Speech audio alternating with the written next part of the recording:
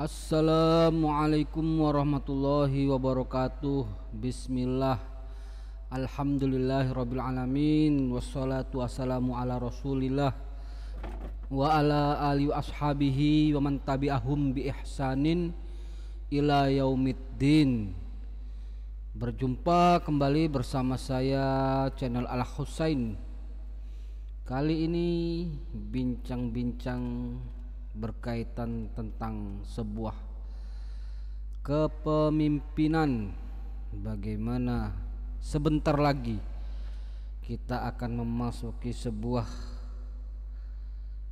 kepemimpinan baru, di mana akan ada pelantikan dari presiden terbaru kita, yaitu Bapak Prabowo dan Bapak Gibran, untuk menjadikan pemimpin pengganti setelah Presiden Joko Widodo. Semoga Allah menjaga mereka semua dalam kebaikan-kebaikan. Berbicara tentang kepemimpinan atau sebuah negara, tentunya kita harus banyak menelaah atau mempelajari bagaimana para ulama-ulama terdahulu berbicara tentang negara dan kepemimpinan. Di dalam Islam, berbicara tentang siapa yang akan menjadi pemimpin itu adalah bagaimana mereka mempunyai sebuah kapasitas, latar belakang yang baik. Kemudian di dalam Islam tidak memandang bagaimana proses sebuah kepemimpinan, bagaimana pemimpin itu harus jadinya bagaimana, atau dengan kudeta atau dengan pemilihan. Di dalam Islam tidak membicarakan seperti itu. Di dalam Islam yang dituntut bagaimana pemimpin itu memimpin rakyatnya, yang ditanyakan, yang dibicarakan di dalam Islam. Dan kemudian bagaimana seorang rakyat ini mentaati pemimpinnya. Maka dari itu di sini saya akan membacakan sebuah artikel, di mana artikel ini ditulis oleh seorang mahasiswa yang dijadikannya sebagai sebuah skripsi, di mana beliau membawa Ibnu Taimiyah sebagai bahan skripsinya berkaitan pembicaranya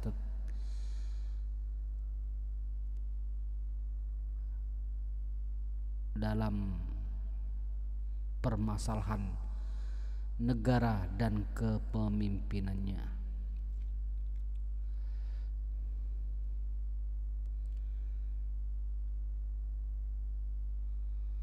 Untuk menghemat waktu, saya akan memulai membacakan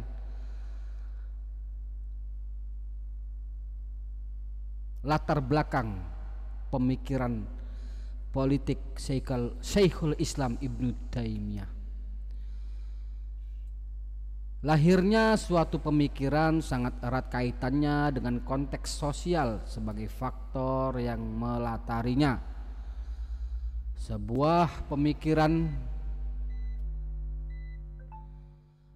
lahir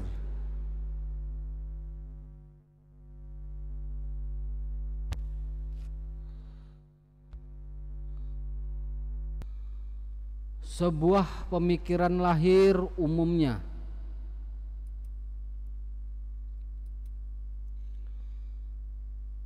setelah mengalami proses dialektika sosial yang panjang.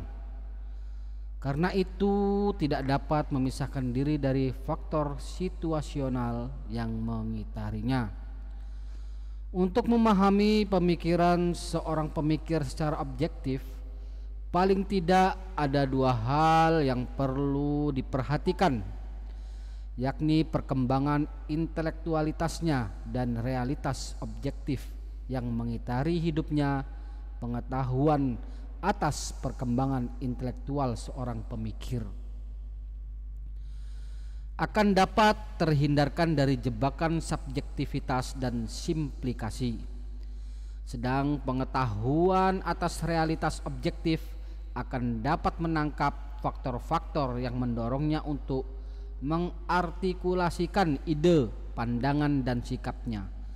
Bahkan metode yang ditempuh untuk merealisasikan gagasan-gagasan yang diagendakan. Demikian juga dengan Ibnu Taimiyah. Sebagai pemikir yang realistis, di atas realitas politiklah ia merumuskan pemikirannya sebagai jawaban terhadap tantangan keadaan yang berkembang di masanya. Beberapa pemikiran tersebut antara lain satu, kosmopolitanisme. Dalam setiap pemikirannya, Ibnu Taimiyah selalu menjadikan Al-Quran sebagai landasan utama berpikir dalam kosmopolitanisme. Untuk gagasan kosmopolitanisme, Ibnu Taimiyah kembali berpatokan pada ajaran bahwa Islam sebagai kebenaran haruslah menjadi kebaikan bagi seluruh alam, yaitu rahmatan lil alamin, seperti disebutkan dalam Quran surat Al-Anbiya ayat 107. Dalam pemerintahan syariat yang dicita-citakan oleh Ibnu Taimiyah, nilai terpenting yang harus dijaga adalah keadilan dan mempromosikan kebaikan, mencegah keburukan, yaitu amar ma'ruf nahi munkar. Dalam aspek politik dan kenegaraan secara radikal, Ibnu Taimiyah lebih memenangkan gagasan keadilan yang universal dibandingkan segala-galanya, termasuk keimanan agama seseorang. Pendapat Ibnu Taimiyah yang terkenal adalah lebih baik dipimpin oleh pemimpin yang kafir yang adil daripada dipimpin oleh pemimpin muslim yang zalim.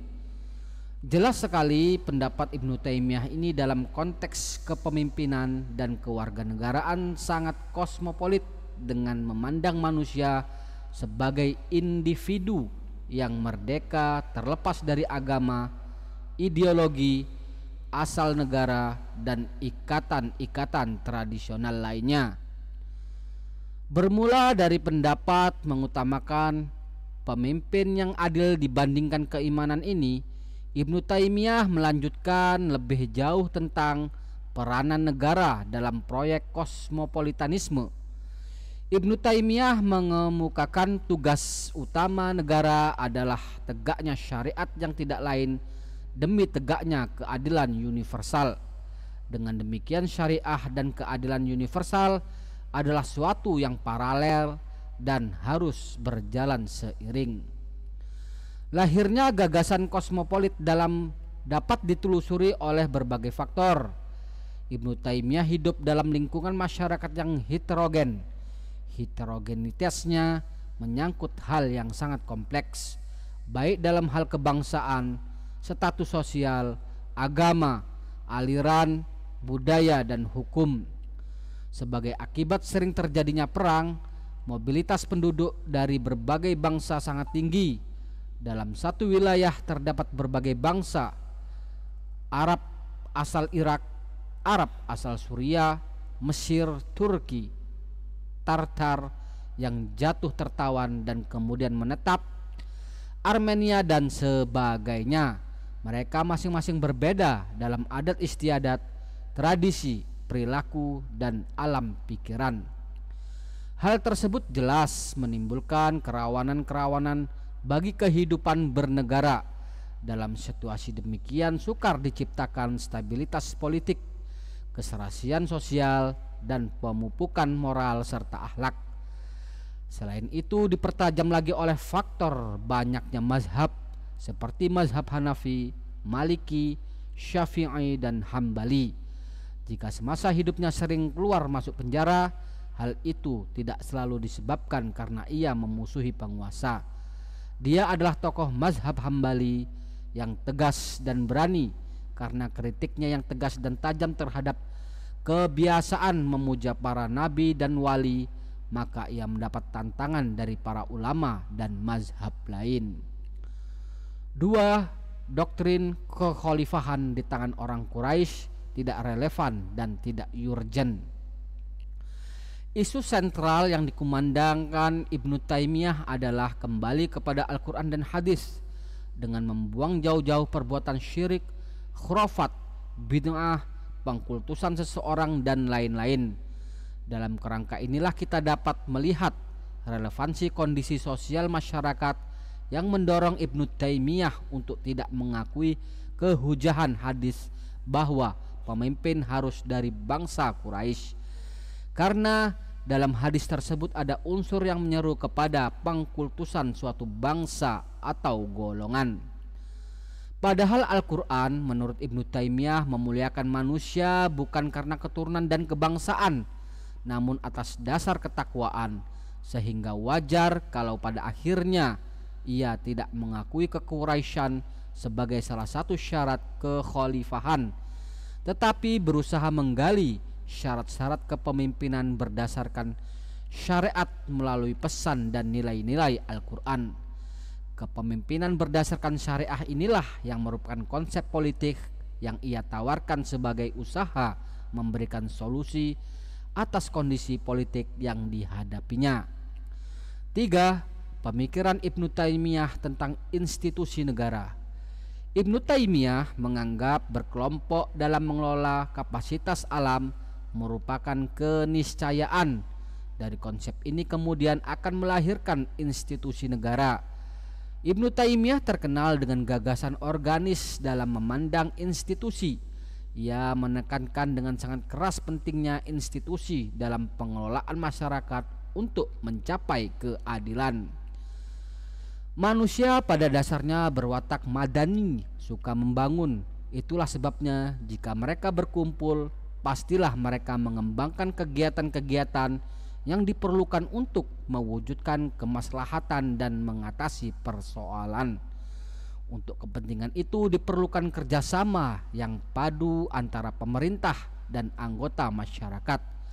Tentu saja diperlukan ketentuan-ketentuan yang definitif yang mengatur tugas dan ruang gerak masing-masing.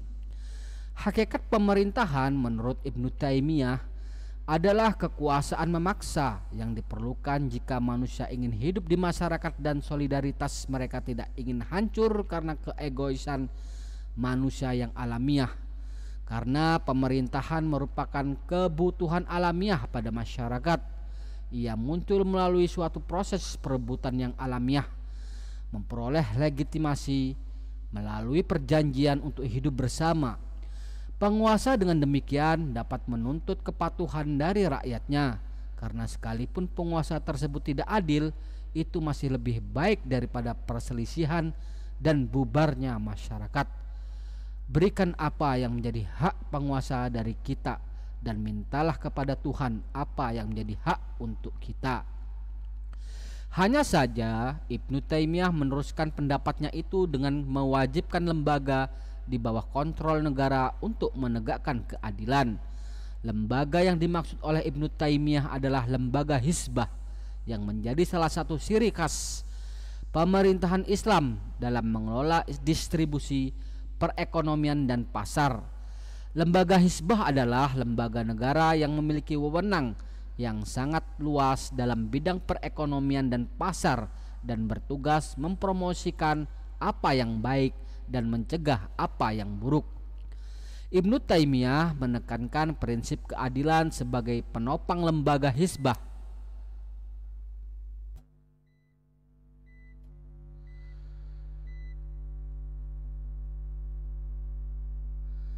dalam pemerintahan Islam.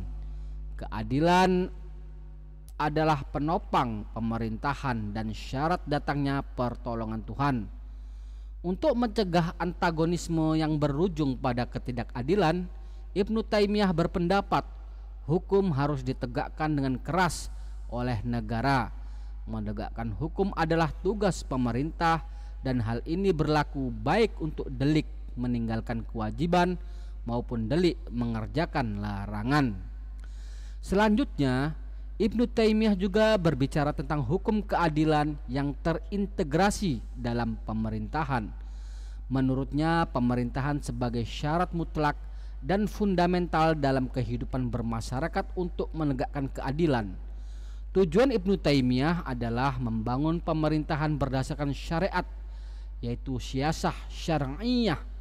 Syariat dalam pemerintahan ditopang oleh dua pilar yang juga sering disebut sebagai inti pemikiran politik Islam, yaitu keadilan dan mempromosikan kebaikan dan mencegah kemungkaran. Demikianlah pandangan Ibnu Taimiyah tentang pemikiran